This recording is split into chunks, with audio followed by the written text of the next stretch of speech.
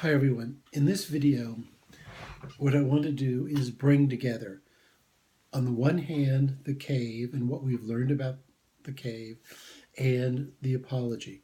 And what I want to show you is how closely related they are. If you'll remember, in the cave, we had four phases or four stages. We had the bottom of the cave representing everyday life, where the prisoners were very limited, reduced to public opinion, and reduced to illusion and error and that kind of thing. It's the world of convention and prejudice, basically. Okay, that's at the simplest level. What we see is the prisoner escaping. That is a single prisoner escaping, going through a path of progressive development and learning. Once again, you can see that in both ways. You can see it as learning, as an intellectual learning. You can see it as character growth. They're both valid interpretations. You also see the exploration of the quote unquote external world that is of reality and realities and things that are true as opposed to the shadows in the cave. And finally, you have the return of the person who has escaped and explored reality. And the key theme there is the confrontation between the person who knows and the people who don't know. All right, you have basically the same situation in the Apology. However, you see that Socrates is the one who has escaped the world of limitation, prejudice, ignorance, and absence of curiosity. He has gone through a path of enlightenment, which I'll come back to in a second. He has explored the world of realities and returns to confront the prisoners of prejudice and convention. Now, where do we see this in the Apology? We see this in the Apology in first of all, the mission of philosophy. What does Socrates do? Socrates cross-examines people. That is to say, he has been told, that is, someone has been told by the Oracle of Delphi that Socrates is the wisest of all. Socrates says this can't possibly be, so he begins to question people and to cross-examine people. And this act of cross-examination between, on the one part, the person seeking enlightenment or the enlightened person, and the people who do not have this degree of self-knowledge and understanding, is basically what the philosopher does. He interrogates people and leads them to either become frustrated or to admit that they do not have wisdom and they need to seek wisdom, depending on the person. Different people will respond in different ways.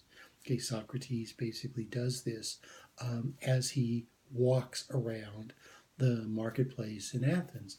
Thus, philosophy is a very real world thing, it's a very grounded thing.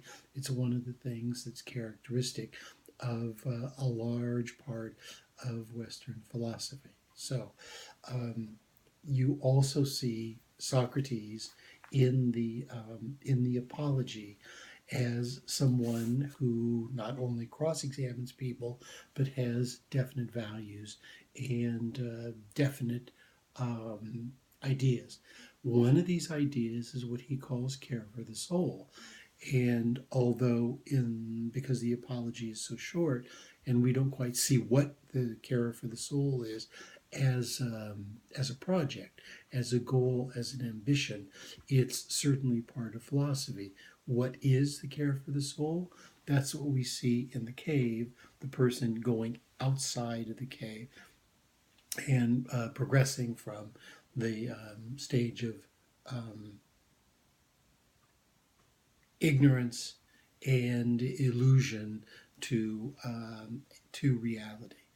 Now, one of the very important things that we see in the Apology is Socrates acting as a gadfly when he goes from person to person, to the craftsmen, the artists, and the politicians, That's what he's acting as a gadfly. That is, he's an irritant. That's one of the things philosophy does, and one of the things that's very important in the philosophical mission. That is a certain assertiveness and a certain aggression and a certain self-confidence in expressing what one believes and taking that self-confidence to other people, to engaging in other people and asking them the hard questions of life. The care for the soul is exactly that. Um, Taking care of your deeper side, your understanding of reality, being curious, and not just caring about the physical aspects of life. Plato was a great dualist, that is to say, someone who distinguishes between the body and the senses on the one hand and the mind and the spirit on another. This dualism, this separation between the senses and the spirit or the mind really is codified in Plato and takes definite shape there. Now, one of the things you have to remember about the apology is the apology is not an apology. It's not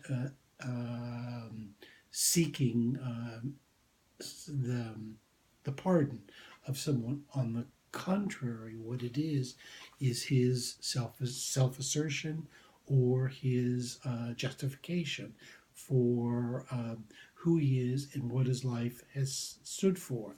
And, at base, what this is about is the free individual progressing through certain stages of enlightenment, exploring reality, and then returning to engage the everyday people and everyday life in creative conversation about the nature of human life.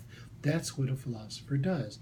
A philosopher is engaged in basically following spiritual values and ethical values, caring for his soul, caring for the soul of other people, and bringing up and bringing out the hard questions of human existence.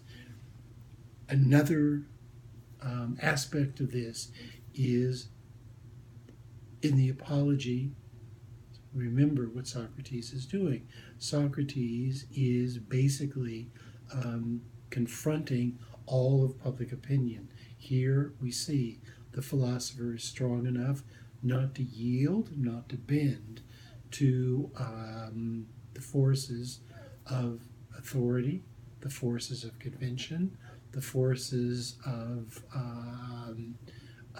conformism, and to stand up for the truth. Once again, this is what a gadfly does. A gadfly probes and pokes and irritates the people without curiosity and who have become sort of congealed in their lives and do not question. Above all, the philosopher is a questioner. The philosopher is someone seeking wisdom. The philosopher is seeking to grow. And that is, at base, what the apology is about. That is to say, it's someone giving an account for himself, saying that spiritual values, personal values, and freedom are more important than conformism. That is why the apology has become a model in democratic states, a model for freedom for thousands and thousands of years. I hope that helps you see the connection between the cave on the one hand and the apology on the other. I'll leave a place for questions on our website. Thank you very much.